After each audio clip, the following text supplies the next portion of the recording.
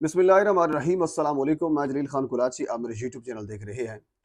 14 मई को hukamnama supreme court ने दे रखा है कि 14 मई को आप इलेक्शन कराएं, लेकिन इलेक्शन होते हुए नजर नहीं आ रहे। आज की वीडियो में एक तो मैं आपके सामने रखूंगा आर्टिकल 126 और 224 की जो तलवार है वो चल गई है। हुकूमत इन दो आर्टिकल की वजह से परेशान है, जिसकी वजह से वो मुज़ाकरात कर रहे हैं और बाकी बहुत कुछ और भी कर रही है। ये क्या है आर्टिकल 126 और 224 की तलवार कैसे चली, ये आपके सामने रखूंगा। और इसके अलावा इमरान खान ने एक नया अल्टीमेटम दे दिया है, एक नया पत्ता फेंक दिया है। वो क्या है वो भी आपके सामने रखूंगा। और इसके अलावा बड़ी अहम चीज ये भी है कि 6 मई तक पंजाब और केपीके की असम्बलियां बहाल हो सकती हैं। वो कैसे हो सकती हैं, इसकी क्या सुनवाई है, ये इतना हम तक कैसे पहुंची, ये बड़ी अहम डेवलपमेंट है। इन तमाम चीज़ों पर डिस्कस करेंगे। आगे बढ़ने से पहले आपसे गुजारिश है मेरे चैनल को सब्सक्राइब कर दें ताकि आने वाली हर इंफॉर्मेटिव वीडियो आप तक पहुंच सके। हुजूर वाला, सबसे पहले हम गुफ्तगू ये कर लेते हैं कि इमरान खान का नया अल्टीमेटम क्या है। क्योंकि इमरान खान ने ये कहा है कि हम मुज़ाकरात करने के लिए तैयार हैं। मंगल को तीसरा राउंड जो है वो शुरू होगा। और पाकिस्तान तहरीक इंसाफ ने यह भी कहा है कि ये तीसरा राउंड जो है ये आखिरी राउंड होगा, आखिरी दौरा होगा मुज़ाकरात का। इसके बाद फिर मुज़ाकरात नहीं होंगे।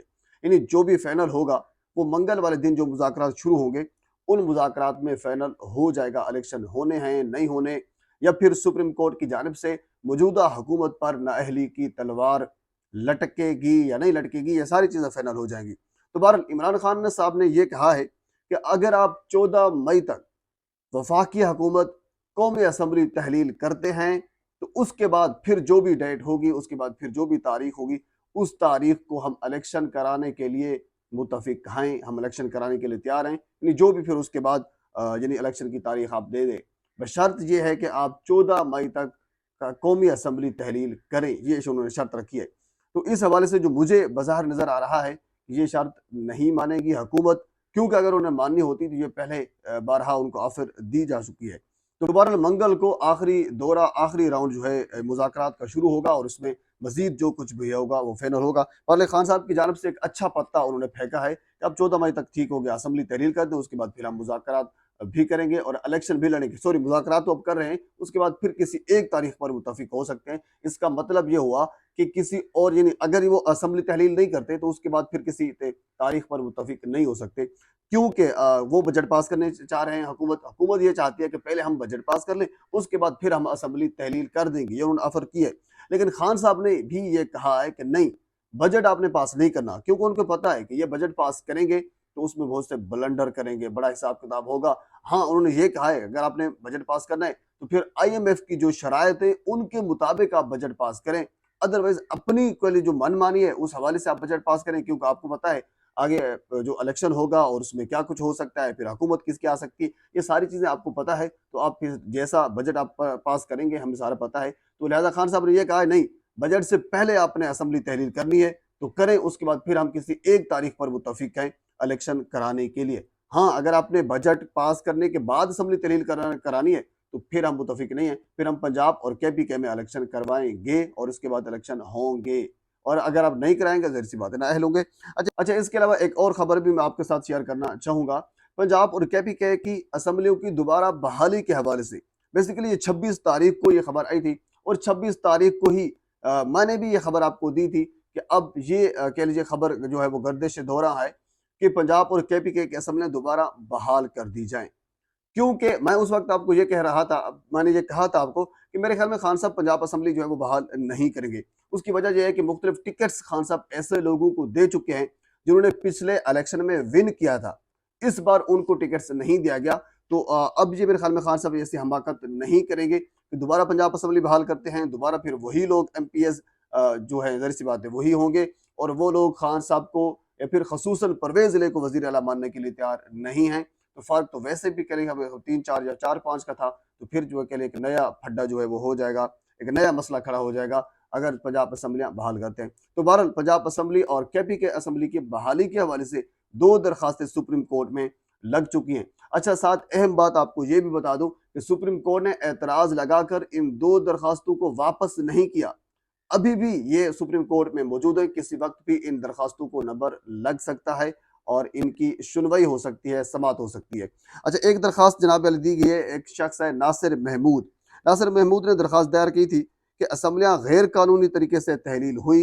इमरान खान ने खुद बयान दिया कि जनरल बाजवा के कहने पर उन्होंने असम्बलियाँ तहलील की है।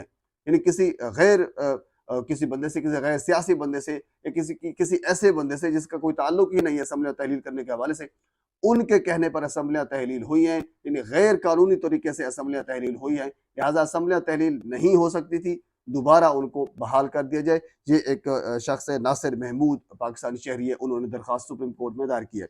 अच्छा, इसके अलावा एक और शख्स है राय इश्तियाक साहब, उन्होंने ये कहा है चूंकि मुकर्ररा आईनी मुद्दत में इलेक्शन नहीं कराए गए, इसलिए दोनों सूबाई असम्बलियाँ बहाल की जाएं।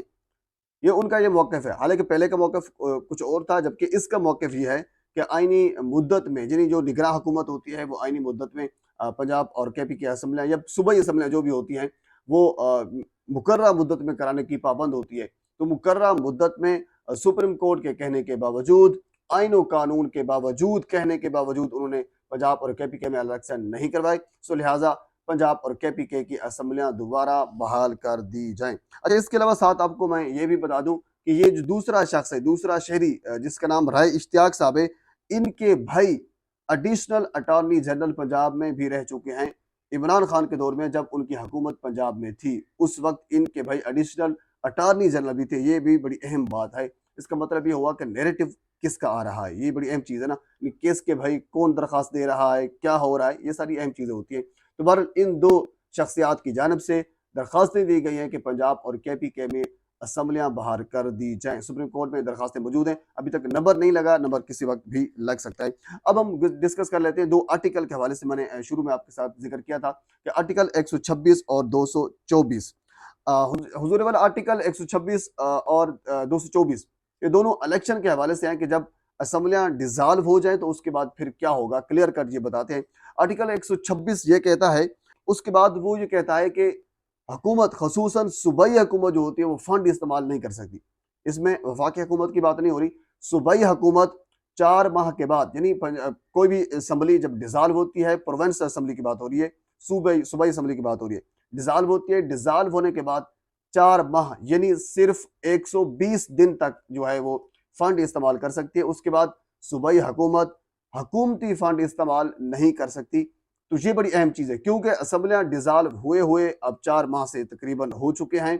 तो अब ज़ाहिर-सी बात है, इनके इसी वजह से ये लोग मुज़ाकरात कर रहे हैं और इसी वजह से ये लोग भी हुकूमत भी चाह रही है कि असम्बलियाँ किसी हवाले से दोबारा बहाल हो जाएँ, क्योंकि अब इनके पास दोबारा फ़ंड नहीं होंगे, फ़ंड ये इस्तेमाल नहीं कर सकते। ज़ाहिर-सी बात है, क्योंकि आइन ये कहता है कि हम ये फ़ंड 4 माह के बाद इस्तेमाल नहीं कर सकते। यह बहुत बड़ी चीज़ है। तो इसी वजह से इस चीज़ का भी डर है इसको, इसी वजह से दोबारा बहाली की तरफ आ रहे हैं। तो नाज़रीन, ये सियासी मंज़रनामे में अब तक की अपडेट थी। मज़ीद जो कुछ मेरे तक आएगा मैं बर वक़्त आप तक पहुँचाने की कोशिश करूँगा। एक मरतबा फिर आपसे गुज़ारिश है, मेरे चैनल को सब्सक्राइब कर दें ताकि आने वाली हर इन्फॉर्मेटिव वीडियो आप तक पहुँच सके। अल्लाह हाफ़िज़।